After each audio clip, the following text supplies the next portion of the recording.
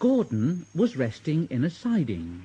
It's really very tiring to be such a large and splendid engine.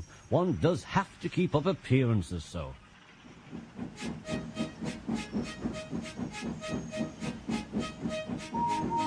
Hello, fat face.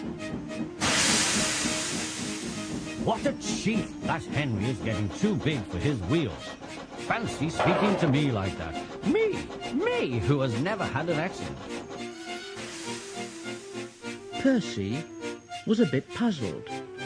Oh, but Gordon, aren't jammed whistles and burnt safety valves accidents?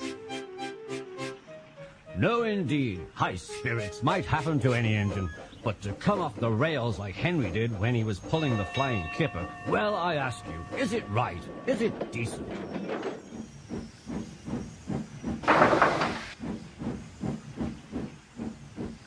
A few days later, it was Henry's turn to take the express. Gordon watched him getting ready. Be careful, Henry. You're not pulling the flying kipper now. Mind you keep on the rails today. Fat face, fat face. And Henry went on his way. But Gordon didn't care. He yawned and went off to sleep.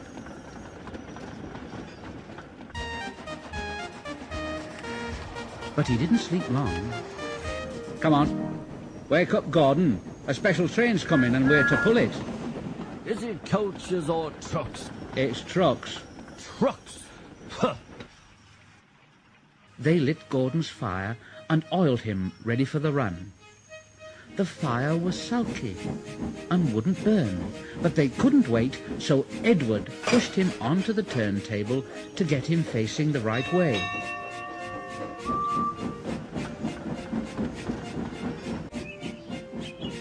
Gordon grumbled like anything. I won't go, I won't go. Don't be silly, don't be silly, don't be silly.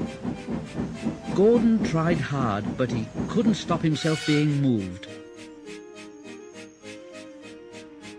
At last, he was on the turntable. Edward was uncoupled and backed away, and Gordon's driver and fireman jumped down to turn him round. The movement had shaken Gordon's fire. It was now burning nicely and making steam.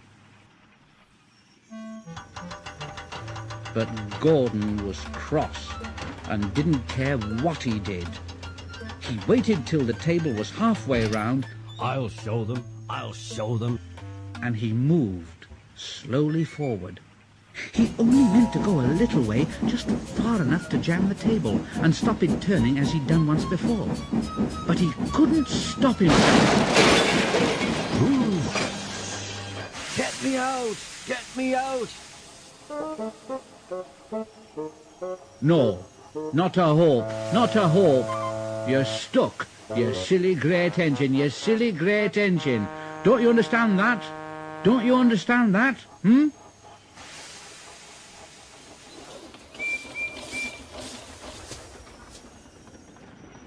They telephoned the Fat Controller. So, Gordon didn't want to take the special train of trucks and ran into a ditch? What's that you say? The special's waiting? Well, tell Edward to take it, please. And Gordon?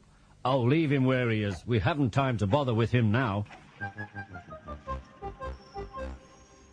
On the other side of the ditch, some little boys shouted out, "Coo, doesn't he look silly?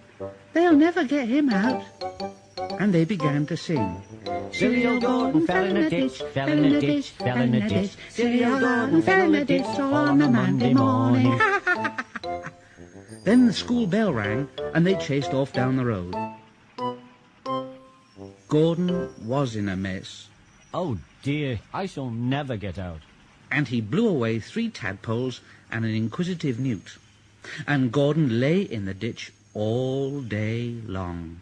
And he was very, very unhappy.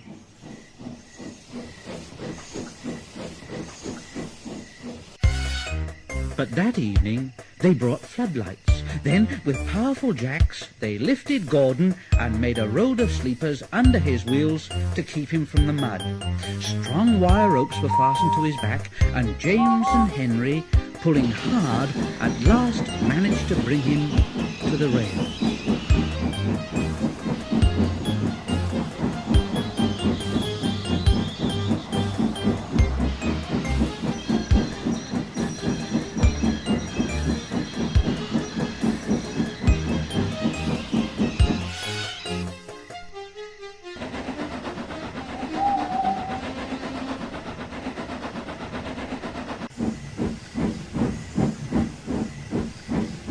Late that night, Gordon crawled home, a sadder and a wiser engine.